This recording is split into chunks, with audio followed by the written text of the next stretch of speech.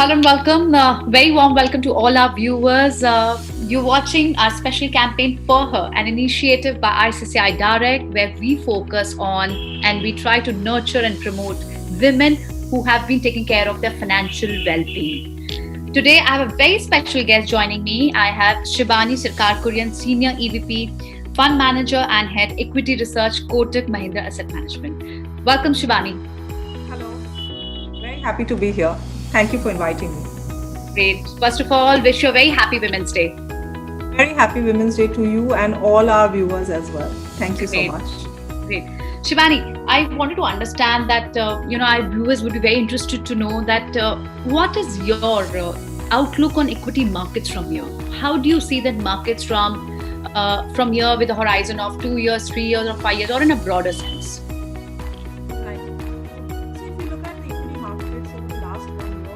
A great ride and it's been an up and down.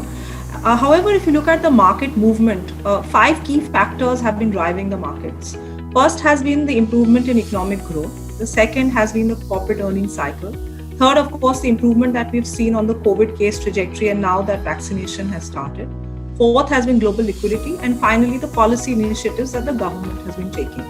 From here on, we believe that markets are at an inflection point. Clearly, growth is improving. And if you look at all high-frequency economic indicators, all of that has pointed towards improvement and normalization of economic activity. What we believe is that economic growth will be led by a mix of policy initiatives, both fiscal as well as monetary. And also, most importantly, corporate earnings cycle is finally reviving. And we've seen 2 quarters of double-digit profit growth. Now, while one may argue that valuations are looking expensive on an absolute basis, and it's true that if you look at the Nifty price to earnings, on an absolute level, we are above long-term average levels. However, on a relative basis, India's multiple premium to emerging market countries is not higher than the long-term average levels. And therefore, we believe that as corporate earnings growth continues to recover, valuation multiples can sustain. However, remember, whenever markets have had such a sharp up move, there is always some degree of volatility one needs to be prepared for. And therefore, when you're looking at investing in markets, you have to look at it from a longer term perspective over a 3 to 5 year period. And at this point in time, we believe that as economic growth becomes more and more apparent, the market is also going to be broad-based, and therefore bottom-up stock picking, mid and small caps are likely to continue to outperform. Sure. So we understand that we are in a bull run, but sectors will keep on changing. There are many sectors and many stocks, they have not even reached the pre-COVID levels also. What sectors do you think, apart from pharma, chemical, or these sectors have already shown a good run-up? Do you think this sector will still persist? I mean, run-up in sectors will still persist, or will there be new sectors? I think it's a very good question because clearly the last round has seen sectors such as pharma, IT outperform the markets. From here on, we believe that domestic cyclicals are actually likely to take leadership. We believe that manufacturing infrastructure investment growth cycle in India is clearly reviving. And in fact, if you looked at the last budget, the budget clearly outlines the capital expenditure growth trajectory for the country. And therefore, we believe that cyclical sectors which are more geared towards economic recovery, which includes industrials, capital goods, cements, and even banks, especially the larger private sector banks, are likely to be the better performers over a period of time. The second factor that we are witnessing is the improvement on the household capex, which is essentially the real estate sector. And therefore, what we have seen is that with improving affordability, low interest rates, as well as policy initiatives which support the sector, real estate is also staging a revival. And therefore, not just real estate companies, but allied sectors in the home building space are also likely to be sectors in focus. The third area is the supply chain shift away from China, and the production-linked incentive scheme is clearly geared towards bringing manufacturing and export growth back to the country.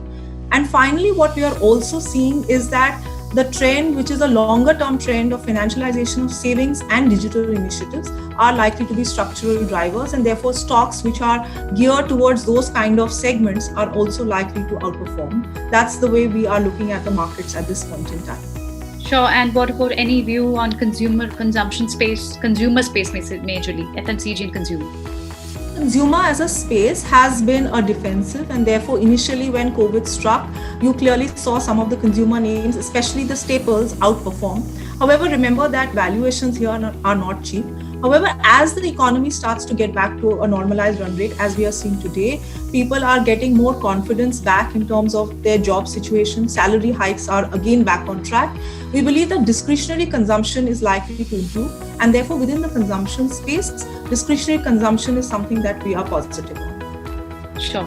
So any ideal category that you would, let's come on to investing now. So people who would be keen to understand that, what can be the ideal category that they can choose for 3 years horizon maybe. So, the first thing and foremost thing that I would like to say is that equity investments should be part of anyone's overall asset allocation mix, depending upon, of course, the risk appetite, the time horizon, and the goals that one has in mind. Now, the ideal category will not be one ideal category. It will depend on person to person. However, typically what I would like to say is that when you invest in equities, timing the market is extremely difficult. I've been in the markets for 20 years and I still don't know how to time the markets. And therefore, give time to your investments, stay invested for a longer period of time. And that's when the compounding impact actually starts to play through in terms of your overall wealth creation. One has to be extremely systematic in the way and disciplined in the way they approach equities. Overall, at this point in time, from a market perspective, as we were discussing earlier, there is a slight bias towards small and mid-cap segment. Of course, again, while investing in this space, one has to be mindful that you have to give time for this space because there could be volatility in the near term. However, this segment is clearly geared towards economic growth, and as economic growth starts to improve, the mid and small cap space could participate more, and the polarization in the markets that we saw in the last 3 years, that could become more broad-based in nature. Sure, I understand that, because if you are a long-term investor, then you have to be patient enough. But what if your patience levels are just 1 year? Then I think that the best thing would be to continue with your SIPs, because when you're investing in equity markets, 1 year is really a very short period of time. And therefore, you should then, I would say that lump sum investments just for 1 year period would be difficult, and it is very difficult to take a call on. Whatever SIPs you're doing, you continue with that. Clearly, SIPs give you the ability to, one, average. Secondly, as your salary levels keep improving, you will be able to maybe increase the quantum that you put into your SIPs, and that helps you compound your wealth over a period of time. But when equity markets are concerned, numerous studies have shown that markets go through volatile periods, but on a longer term trend basis, you create wealth. And therefore, time in the market is definitely what is required for you to create that long-term compounding wealth effect in equity markets. This brings to me an interesting question, because you've already spoken about it. How do equity fund manager, they protect large drawdowns? When you're looking at equity markets and investment in stocks, it's very easy to get swayed by looking at upsides. But one should also look at downside risk, and therefore look at any investment opportunity as a risk-adjusted opportunity. We've seen that happening in many cycles in the past, right? We've gone through cycles very recently in the last few years where you've seen large volatility, and therefore downside protection becomes extremely important. We at Kotak Mutual Fund have a very large in-house research team, and that research team helps in also understanding stocks from different scenario analysis. So we are not just looking at upsides, we are also looking at downside. And therefore, risk-adjusted returns is something that we are focused on a sustainable basis. Oh, sure. I absolutely get that. And how would you advise our viewers on how to structure or how to make systematic investment planning? In the world of equity investments, the first thing to remember is that the earlier you start saving, the better it is. Remember, SIPs give you that option to save as less as 100 rupees, right? So you don't have to have a large corpus to start saving. And therefore, the earlier you start, the better it is. I would advise anyone who is joining the workforce today that, obviously as you start initially, you tend to consume more, but do set aside a little bit and start saving and investing in equity markets. The SIP gives you the option to average and also gives you the power of compounding. It is a very flexible route. You can decide to increase your SIPs. You can decide to start an SIP in a different fund depending upon your investment horizon, risk appetite, etc. And as we've been consistently saying, that longer term SIP disciplined methodology of investments is what is likely to create wealth. And therefore, the systematic investment plan route for anyone whether it be a new entrant into the market or somebody who's already been there and also been in career for a while. Even then, the SIP route is possibly the best way to approach equity markets. Actually, this is also a kind of wisdom that we would want to hear from you, that what has been your investment wisdom so far? What has been your key learnings from the investment journey so far? I have been a firm believer of investments in equity markets. Being part of the equity market, I've realized that this is a great opportunity to create wealth if you do it right, and if you are mindful of risks, and if you also have a long-term horizon. From the way in my 20-year career, I started out as a research analyst, then head of research, fund manager, and the like. There have been a few key things that I've always looked at, especially when I'm evaluating companies.